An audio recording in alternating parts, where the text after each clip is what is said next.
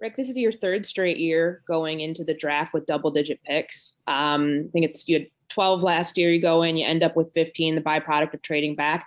How important is it, or how important could it be potentially to use some of that draft capital that you do have, given the gap between 14 and 78, to try to either get a second round pick or trade up further to get a higher rated player? Just like as we do trades, and a lot of times, like I think we right now have 4th round picks, which does give you the ability to move back into the second round.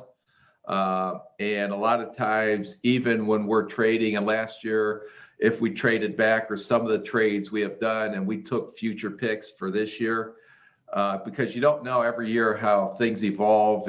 And the one point of emphasis I do want to make is, even after the draft, it doesn't mean your roster set, or it doesn't mean you're going to continue to maybe look at trades on some veterans or sign veterans out there.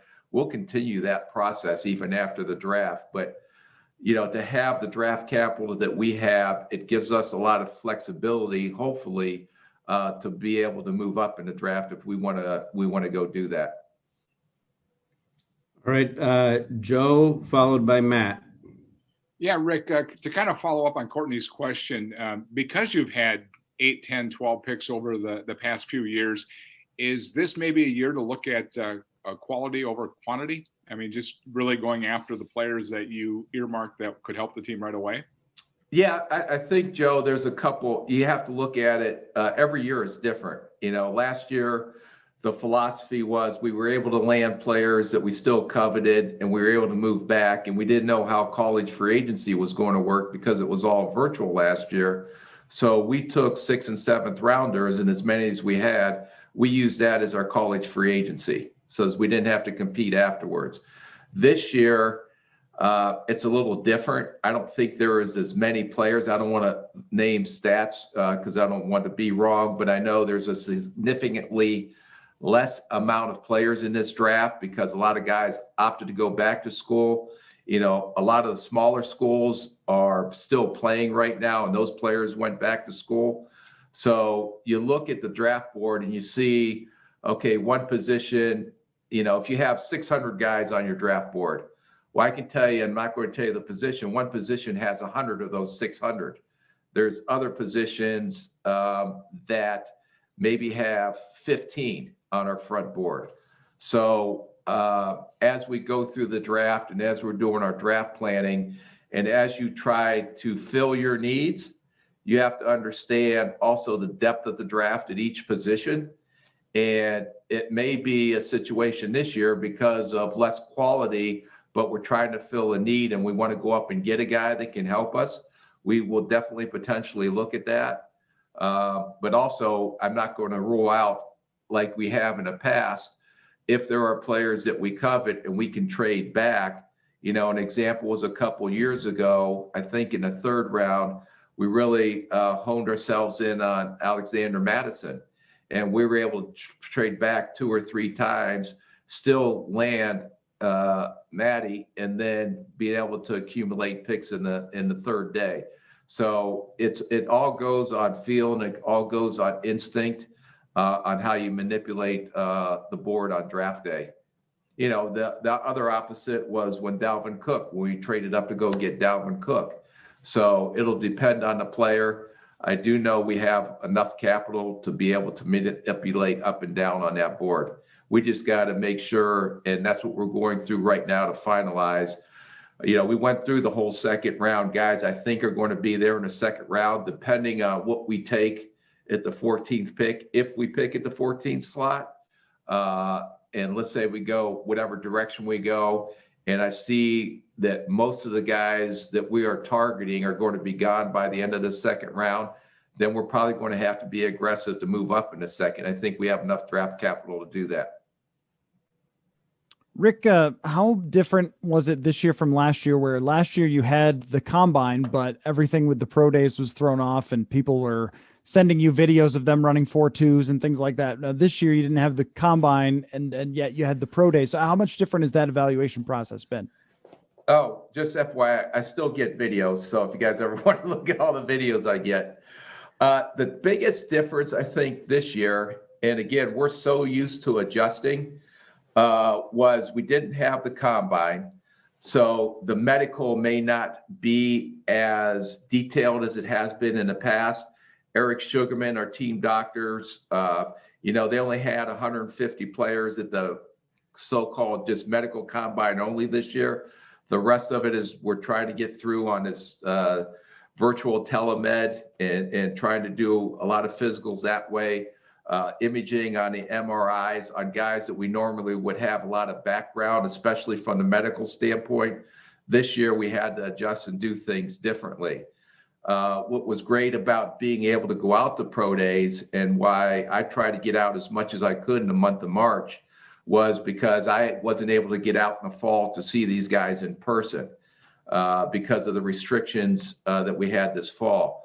So going out to see guys work out, especially if they had opted out and didn't play, but to go see what kind of shape they were in, to see their body types, to see their movement skills live, so you can verify what you've seen or didn't see on tape. It was extremely important on guys that, like I said, opted out. You haven't seen them move in a year. So to go out there and say, God, this guy really was in great shape, or this guy, he's been off a year and it looks like he's been off a year. So that was the Senior Bowl and going out to pro days were huge for us this year. I think the medical was different because we're not going to have the same type of information that we've had in the past.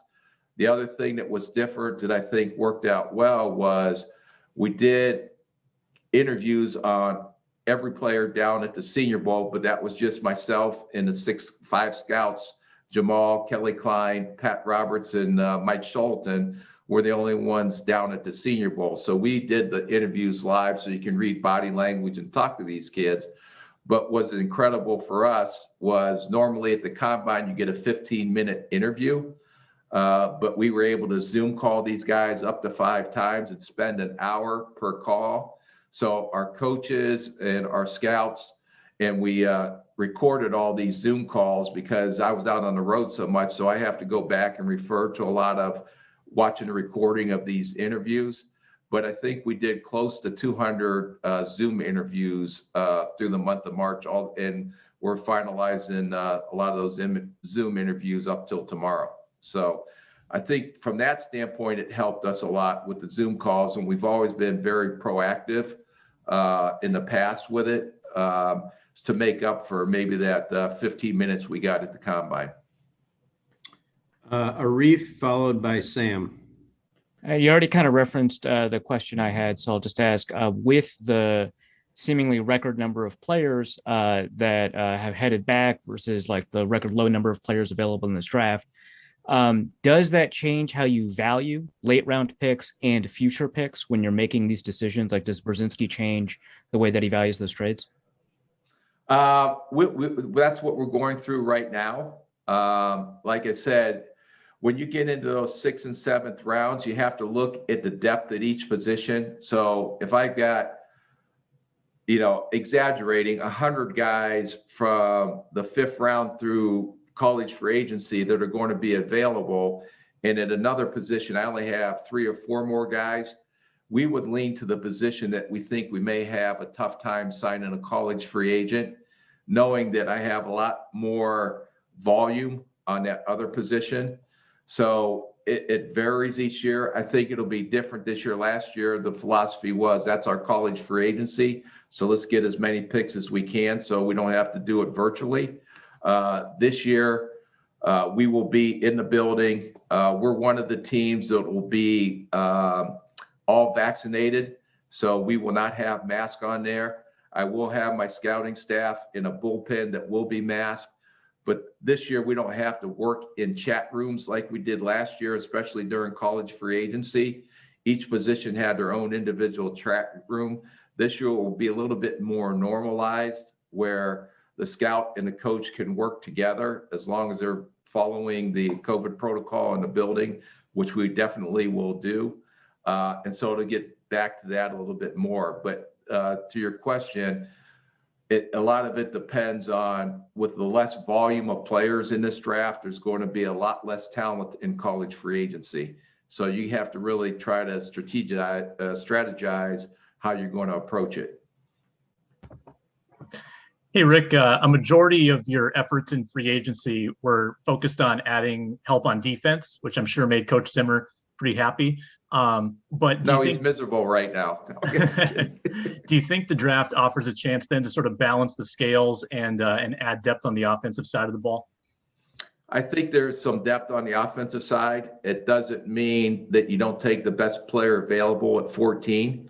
So if there, is a player on defense that we value, and the next player on offense is in a box below us that we don't think is the same quality of player, we're still going to take the same, stick to the philosophy of trying to take that best player available. But I also know, I understand right now that there's certain positions, there's a lot of depth through that second and third round, where potentially moving up, you can actually fill two needs by being able to trade up if that's what we elect to do. Or if we sit there, I still believe we can fill some needs on the offense or defensive side if we just stay with our two third round picks right now.